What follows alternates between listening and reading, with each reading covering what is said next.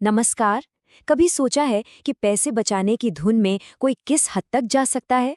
चलिए, आज सुनते हैं एक ऐसी ही मजेदार लोक कथा जो हमें बचत और कह सकते हैं पागलपन के बीच की उस बारीक रेखा पर ले जाएगी। और यही सवाल इस पूरी कहानी की जड़ है।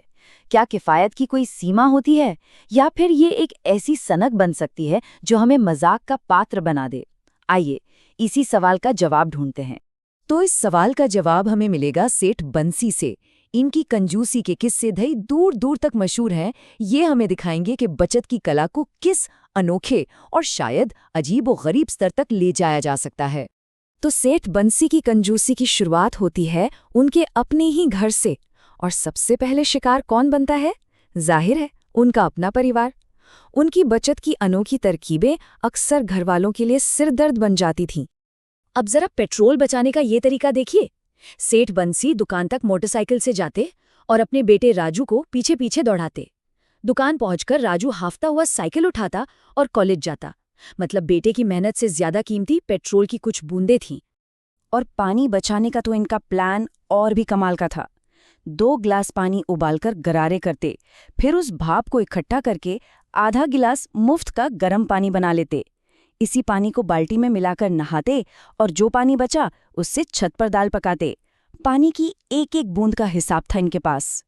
अब ऐसा नहीं कि बंसी जी की कंजूसी सिर्फ घर की 4 दीवारी तक ही थी। अरे नहीं, उनकी दुकान पर तो ये एक पूरा का पूरा बिजनेस मॉडल बन चुका था, जिसका अनुभव हर ग्राहक और कर्मचारी को होता था।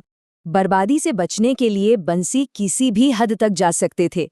एक बार हुआ ये कि एक कर्मचारी से डेटॉल की शीशी गिर गई। अब जमीन पर फैली दवा बर्बाद न हो, इसके लिए उन्होंने झट से अपनी ही उंगली काट ली।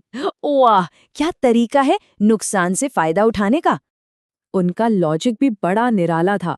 जब एक ग्राहक ने शिकायत की कि चीनी मीठी नहीं है, तो बंसी ने माल बदलने की जगह सलाह दे डाली, 1 हफ्ते तक चीनी खाना छोड़ दो, तब थोड़ी सी भी बहुत मीठी लगेगी। मतलब समस्या ग्राहक में थी, चीनी में नहीं।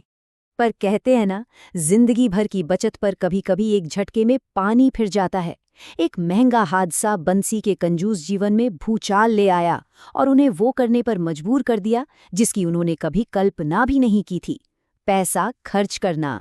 हुआ ये कि एक कार दुर्घटना हो गई और सेठ बंसी को अस्पताल में पूरे 7 लाख रुपए का बिल चुकाना पड़ा। जरा सोचिए, जो इंसान डिटॉल की एक बूंद के लिए अपनी उंगली काट ले, उसके लिए 7 लाख रुपया खर्च करना किसी सदमे से कम नहीं रहा होगा। इस सदमे से उभरने के लिए उनकी पत्नी रज्जो ने एक दावत रखने की सलाह दी, लेकिन बंसी जैसे इंसान को खर्च करने पर सिर्फ एक ही चीज मजबूर कर सकती थी, और भी ज्यादा पैसे खोने का डर। रज्जो ने धमकी दी कि अगर दावत नहीं हुई तो वो 20 लाख का नुकसान करवा देगी। बस बंसी को झुकना ही पड़ा। पर एक सच्चा कंजूस जब खर्च करने पर मजबूर होता है, तो वो उसे भी मुनाफे में बदलने की तरकीब निकाल ही लेता है। बंसी ने इस दावत को अपने 7 लाख के नुकसान की भरपाई का एक जरिया बनाने की ठान ली। तो दावत की तैयारियों का पहला हिसाब आया पूरे 3.5 लाख रुपए। इसमें एक शानदार टेंट था, जगमगाती रोशनी, संगीत और मेहमानों के लिए आरामदायक कुर्सियां। सब कुछ एक शाही दावत जैसा लग रहा था। लेकिन बंसी की नज़र में ये सब क्या था? फिजूल खर्ची। उन्होंने अपनी कैंची निकाली और एक एक करके खर्चों पर चलानी शुरू की। पहले टेंट की शानदार सीलिंग हटी, फिर पूरा टेंट ही गायब हो गया, और आखिर में कुर्सियों की भी छुट्टी कर दी गई। और नतीजा 3.5 लाख का खर्च सिमट कर आ गया सिर्फ 500 रुपए पर। मेहमानों के लिए अब बस जमीन पर बिछाने वाली दरिया बची थी। ये थी सेठ बंसी की लागत कटौती की कला।